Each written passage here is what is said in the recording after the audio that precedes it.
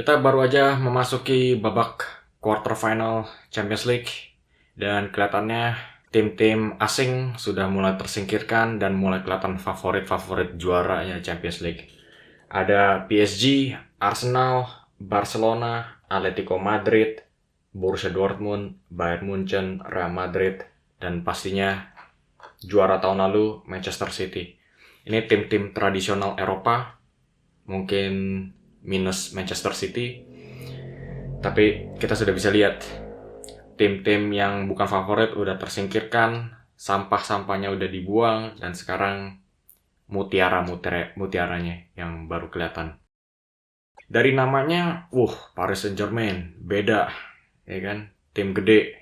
Tapi kalau kita lihat dari beberapa tahun terakhir ini, Paris Saint-Germain ini statusnya udah menurun. Kita bisa lihat dari pemain-pemain bintang mereka yang keluar. Messi, Neymar, Mbappe juga diisukan mau ke Real Madrid summer ini. Jadi kenapa status mereka itu menurun? Ya bisa lihat dari pemain-pemain ini semuanya udah nggak mau main buat PSG lagi. Dan kalau kita lihat dari status kekinian, itu juga pemain-pemainnya tuh banyak yang gue nggak kenal. Gue bukan pemantau Liga ya, tapi Zaire Emery, Vitinha, Ruiz, Beraldo, jujur gue nggak kenal. Yang gue kenal dia paling cuma Mbappe dan senjata kilatnya dia. Itu aja. Kalau gue bilang sih PSG terlalu mengandalkan Mbappe. Dan kalau di double marking atau di triple marking, PSG udah langsung ditelan. Nah sekarang Arsenal ini kan juga lagi heboh ya di Liga Domestik. Tapi di Liga Champions ceritanya tuh beda banget. Soalnya mereka itu tahun ini pertama kali masuk ke Liga Champions setelah 14 tahunan gitu ya. Istirahat. Nggak tahu 14 atau berapa tahun gitu. Kalian bisa ralat di komen di bawah. Tapi yang gue lihat adalah Arsenal ini adalah tim yang sangat tidak berpengalaman di Liga Champions. Bahkan di pertandingan kemarin lawan Porto, tim sekelas Porto, mereka itu kelihatan agak sedikit bingung. Ketika skor lagi 1-0,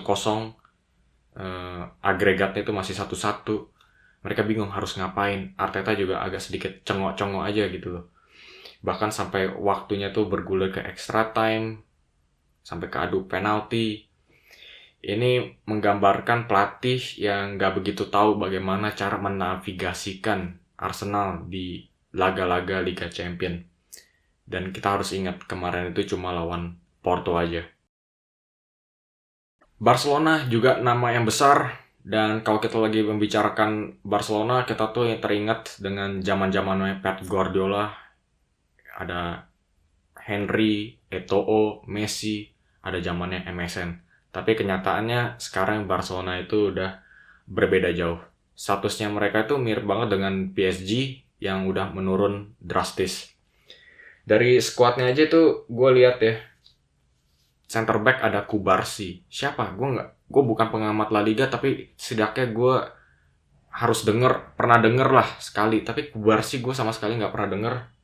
Ronald Araujo juga nggak terkenal bagi gue. Di lini tengahnya yang lebih mengherankan buat gue sih, ada Fermin Lopez yang kemarin sebetulnya udah mencetak 1 gol sih. Tapi yang jadi jangkarnya kemarin lawan Napoli itu si Christensen. Center back buat Chelsea sekarang dimainin jadi gelandang. Dan ini kayak menggambarkan situasinya Barcelona yang gak punya pondasi gitu.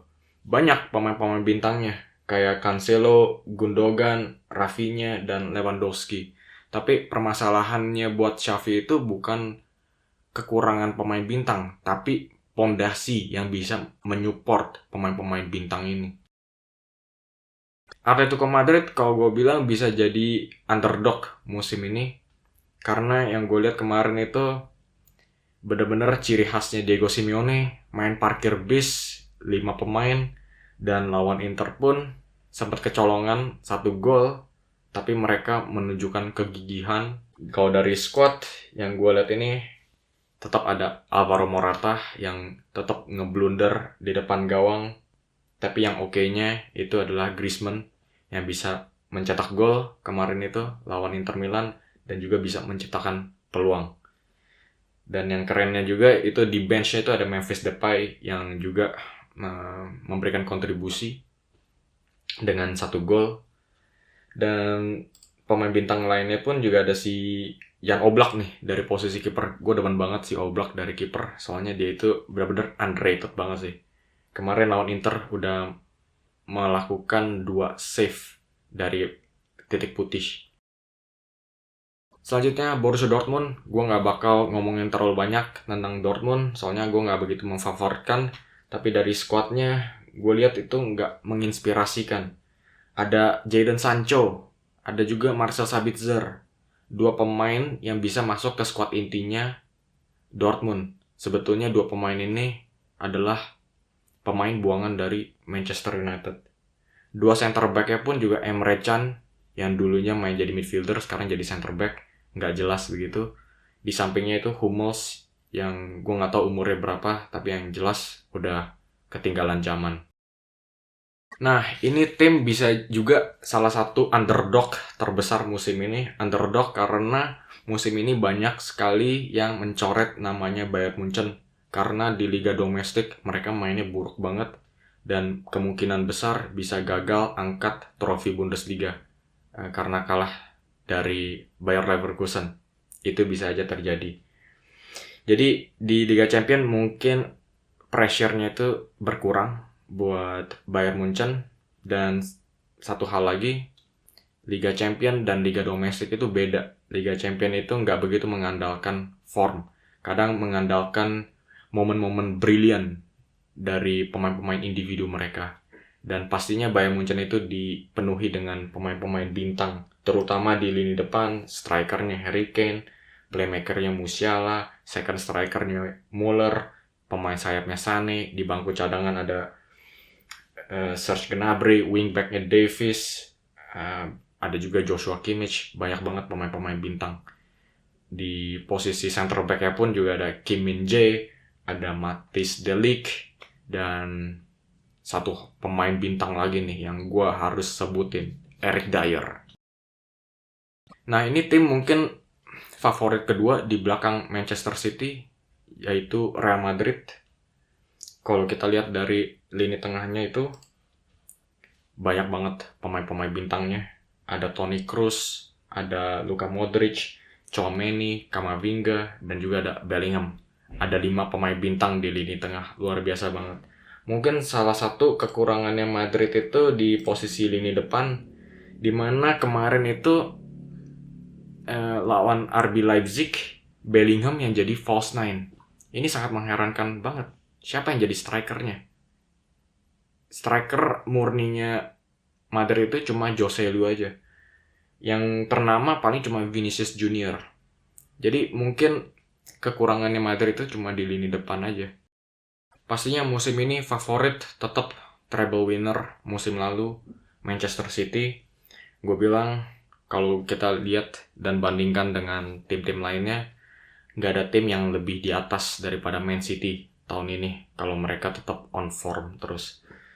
Tapi ya itu, reputasinya sebagai treble winner ini pasti mendorong kepercayaan diri. Tapi ada satu twist nih, si Kevin De Bruyne ternyata mengalami cedera otot lagi, kambuh lagi, dan kita pasti tahu seberapa besar pengaruhnya De Bruyne ke kinerjanya Erling Haaland. Tapi ya itu, Man City tahun ini udah membuktikan bahwa mereka bisa terus memproduksi tanpa De Bruyne.